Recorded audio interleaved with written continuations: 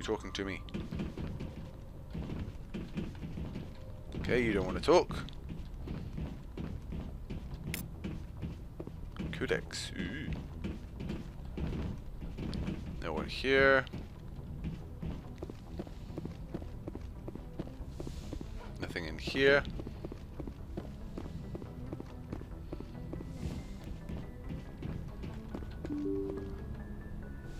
Let's go down the stairs. What do we want here? We want lab, storage, medical, captain's office. And that goes down to deck 3. Okay.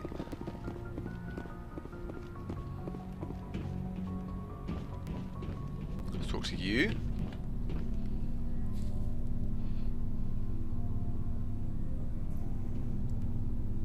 Anything you need, Commander? Tactical appraisal? What's your opinion on the last mission? I don't see how we could have done things any better. At least not without getting to Eden Prime sooner. And we were on the scene faster than any other Alliance ship could have been. Personal input. Just trying to get a sense of where the crew's at. Thoughts? I've wasted enough of your time for now, Commander. We'll have time for personal debriefings later. Goodbye. We'll talk another time, Lieutenant. Commander? Does anyone else get the feeling that he doesn't like me that much? Let's go to my office. It's my room now.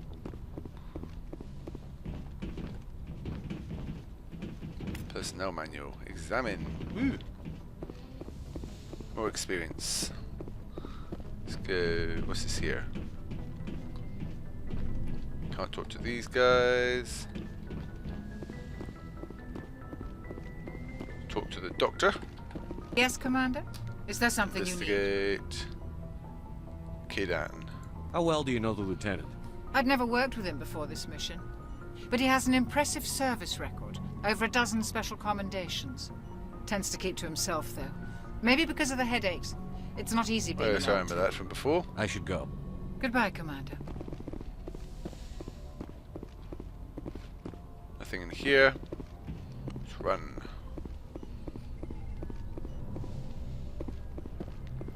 Let's go down the lift and hand in those licenses.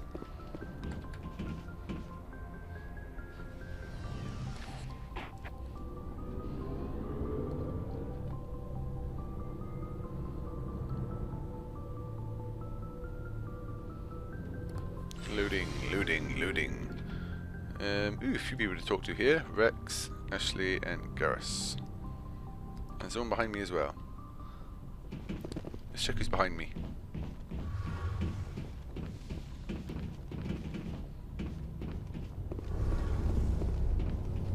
Ooh. Talk to Tali. Your ship's amazing, Shepard. I've never seen a drive core like this before. I can't believe you were able to fit it into a ship this small. I'm starting to understand why you humans have been so successful. I had no idea Alliance vessels were so advanced. The ship's special. The Normandy's a prototype. Cutting-edge technology. A month ago, I was patching a makeshift fuel line into a converted tug ship in the flotilla. Now, I'm sitting on board one of the most advanced vessels in Citadel space. I have to thank you again for bringing me along. Traveling on a vessel like this is a dream come true for me. You're into ships? I had no idea you found ship technology so interesting. It comes with being a Quarian. The migrant fleet is the key to the survival of my people. Ships are our most valuable resource. You can't take But mine. we don't have anything like this. We make do with cast-offs and second-hand equipment. We just try to keep them running for as long as we can. Some of the fleet's larger vessels date all the way back to our original flight from the Geth. 300 years ago. I can't believe your fleet's still using ships that are 3 centuries old. They're constantly being repaired, modified, and refitted. They aren't pretty, but they work. Mostly. We've tried to make ourselves as independent as possible on the flotilla.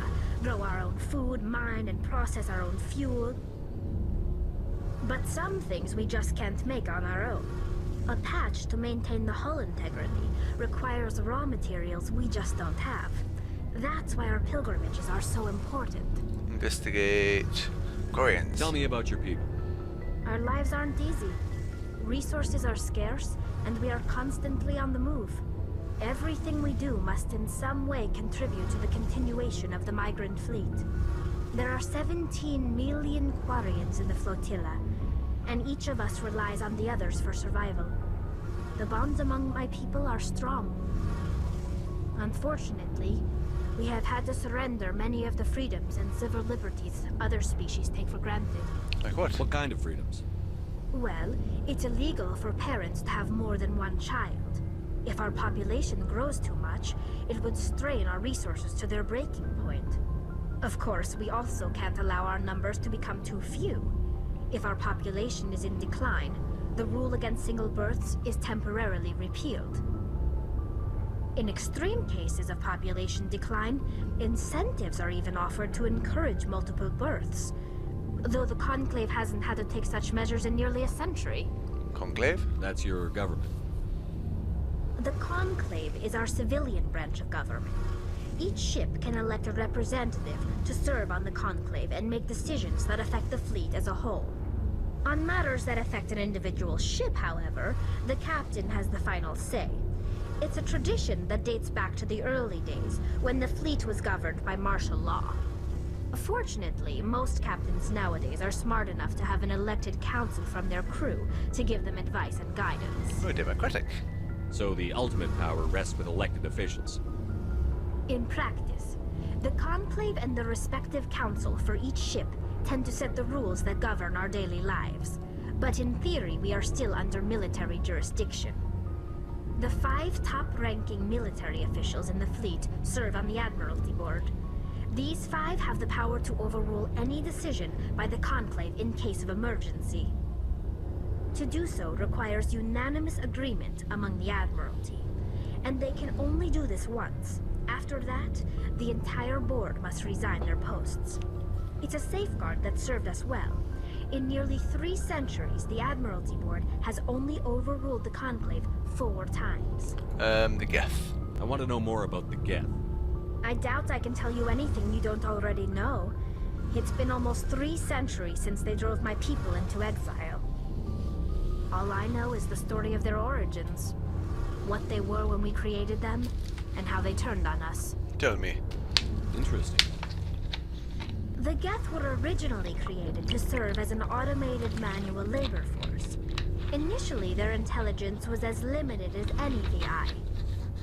Over time, we made small modifications to their programming to allow them to perform more varied and complex tasks, bringing them closer and closer to true AI status.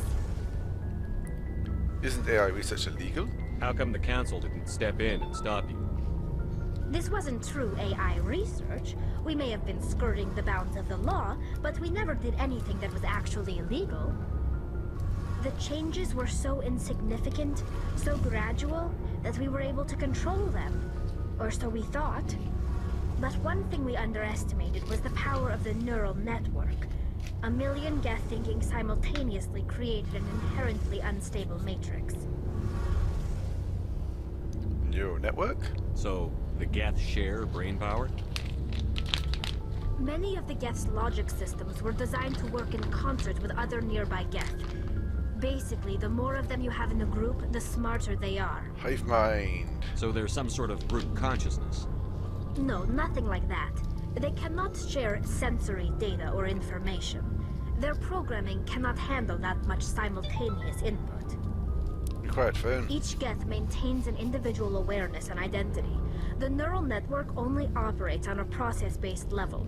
It's basically the synthetic equivalent of a subconscious. But when they're in close proximity, they can coordinate low-level functional processes, freeing up more capacity for original or independent thought. I don't get it. That doesn't make any sense. I'm probably oversimplifying. The Geth are incredibly advanced and complex creations. All you need to know is that they get smarter when they gather in large numbers. As we built more and more Geth, their effective intelligence became more sophisticated, more abstract. One day, a Geth began to ask its Quarian overseer questions about the nature of its existence. Am I alive? Why am I here? What is my purpose? As you can imagine, this caused a near panic among my people. Why? I don't see what's so bad about those questions. The Geth were created to engage in mundane, repetitive, or dangerous manual labor. That's fine for machines, but it won't satisfy a sentient being for long. The Geth were showing signs of rudimentary self-awareness and independent thought. If the Geth were intelligent, then we were essentially using them as slaves. Ah. It was inevitable the newly sentient Geth would rebel against their situation. We knew they would rise up against us, so we acted first. A general order went out across all Quarian-controlled systems to permanently deactivate all Geth. The Geth responded to this order violently. They defended themselves. You can't blame them for fighting for their survival. We had no other choice. The Geth were already on the verge of revolution. By acting quickly, we had a chance to end the war before it began. The hope was that most of the Geth would still be little more than machines, incapable of organized resistance. But they had progressed much further than anyone anticipated. The war was long and bloody. Millions upon millions of Quarians died at their hands. In the end, we were forced to flee our own homeworld. We feared the Geth would pursue us, but they never came beyond the Veil.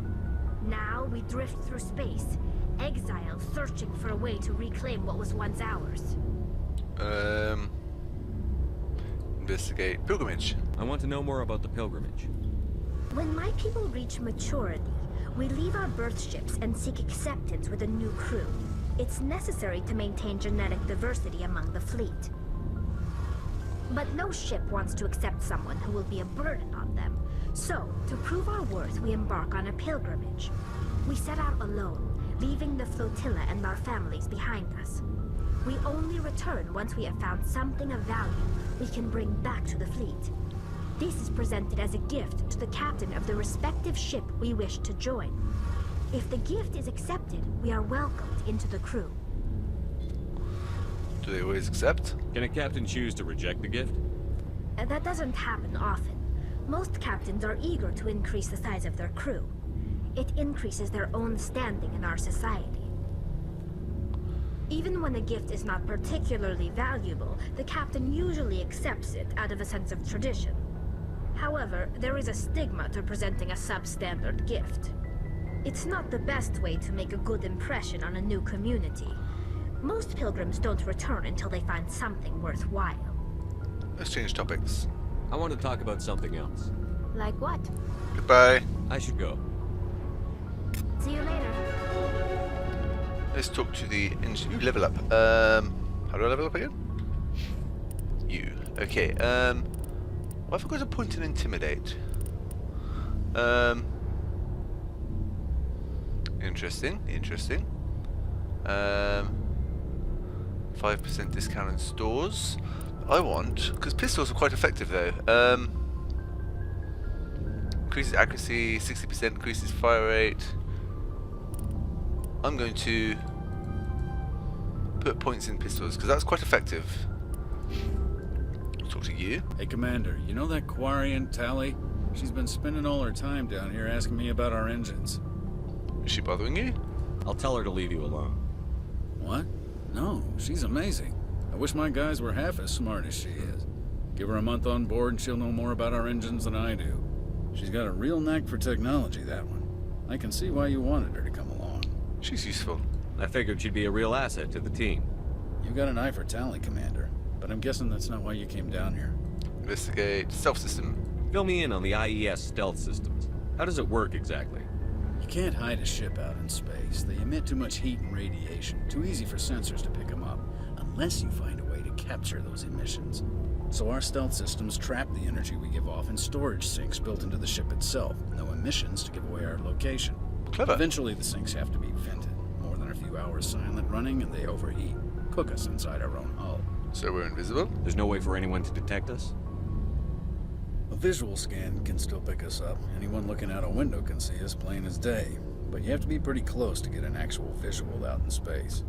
Most vessels rely on scanners. As long as the stealth systems are engaged, they can't see us. Not unless we accelerate to FTL speeds. Why doesn't it work with faster than light travel? Cranking up the FTL blue shifts our emissions, pushes them into frequencies too high to capture in the sinks. As soon as we make the jump, it's like setting off a flare. Sensors can pick up our location whenever we enter or exit FTL flight, but for short-range missions, our stealth systems are amazing, and we've got the only one. Normandy. I want to know more about the Normandy. She's the best ship I've ever served on, probably the fastest vessel ever designed. And she's the only one using the new Tantalus drive core. Drive core. What's so special about the Tantalus drive core? Proportionally, it's about twice the size of any other vessel. Not only are we faster, we can run at FTL speeds longer before we have to discharge the core. Okay. Personal question. Where else have you served, Adams? If you name a class of Alliance ship, I've probably served on it. Everything from dreadnoughts and carriers right down to frigates like the Normandy. My last assignment was on the Tokyo, only a cruiser, but she was a good ship. Couldn't hold a candle to the Normandy, though. Goodbye. Carry on, Adams. Aye, aye, Commander. Talk to you. Nope. Okay, that's this area investigated. Let's go talk to people over here.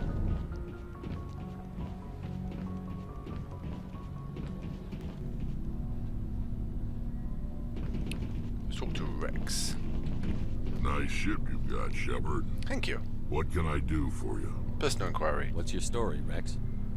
There's no story. Go ask the Quarian if you want stories. Come on. You Krogan live for centuries. Don't tell me you haven't had a few interesting adventures. Well, there was this one time the Turians almost wiped out our entire race. That was fun. It's unfortunate. I heard about that. You know, they almost did the same to us. It's not the same. Isn't it? It seems pretty much the same to me. So your people were infected with a genetic mutation?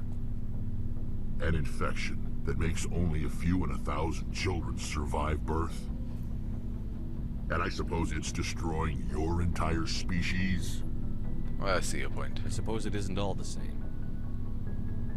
I don't expect you to understand, but don't compare humanity's fate with the Krogan. Touchy subject. I was just making conversation. I wasn't trying to upset you. Your ignorance doesn't upset me, Shepard. As for the Krogan, I gave up on them long ago. The genophage infected us, but it's not what's killing us. Investigate. Genophage. What can you tell me about the genophage? Ask the Solarians if you want details. They made it. All I know, it makes breeding nearly impossible. Thousands die in stillbirth, and most never get that far. Every Krogan is infected. Every one. And no one's rushing to find a cure. What? Why don't the Krogan try to find a cure? When was the last time you saw a Krogan scientist? You ask a Krogan, would he rather find a cure for the genophage or fight for credits? He'll choose fighting every time. It's just who we are, Shepard. I can't change that. Nobody can. I'll have to try and find a cure for these guys. Extinction. Are your people really dying? We're sure not getting any stronger. We're too spread out. None of us are interested in staying in our own system. So... Lots of species have left their homes and prospered. But they go to colonize new worlds. We're not settlers. We're warriors. We want to fight. So we leave. Hire ourselves out. And most of us never go back. I see. So long, Rex. Shepard. Talk to Ashley. Commander? How are we doing? What's your opinion on the last mission? Kinda wish you'd got there sooner, Commander. No offense, I appreciate the rescue. I just wish... That we tried to save your unit? You wish we'd been able to save the rest of your unit. Yes, sir. If I had been more alert, we wouldn't have been cut down by an ambush. Don't blame yourself. The Geth are perfect ambushers. They don't move, they don't make noise, they don't even breathe. Sir, they have flashlight heads. I'll make sure it doesn't happen again. Can we talk? Do you have a few minutes to talk one-on-one? I'm sorry, Commander. I need to get my duty squared away. I wouldn't mind talking more later, though. Goodbye. Dismissed, Chief. Sir. It's lockers. Let's go this way. Talk to Garrus. Thanks for bringing me on board, Commander. You're welcome. I knew working with the Spectre would be better than life at CSEC. You knew? Have you worked with a Spectre before? Well, no, but I know what they're like. Spectres make their own rules. You're free to handle things your way. At CSEC, you're buried by rules. The damn bureaucrats are always on your back. True. Being a Spectre does have its advantages. Exactly my point. If I'm trying to take down a suspect, it shouldn't matter how I do it, as long as I do it. But CSEC wants it done their way. Protocol and procedure come first. That's why I left. That was your reason? So you just quit because you didn't like the way they do things? There's more to it than that. It didn't start out bad, but as I rose in ranks, I got saddled with more and more red tape. CSEC's handling of Saren was typical. I just couldn't take it anymore. I hate leaving. It's a tough decision. I hope you made the right choice. I'd hate for you to regret it later. Well, that's sort of why I teamed up with you. It's a chance for me to get off the Citadel, see how things are done outside CSEC. Either way, I plan to make the most of this. And without CSEC headquarters looking over my shoulder, well, maybe I can get the job done my way for a change. That depends. If getting the job done means endangering innocent people, then no. We get the job done right, not fast. Got it? I wasn't trying to... I understand, Commander. He didn't like that.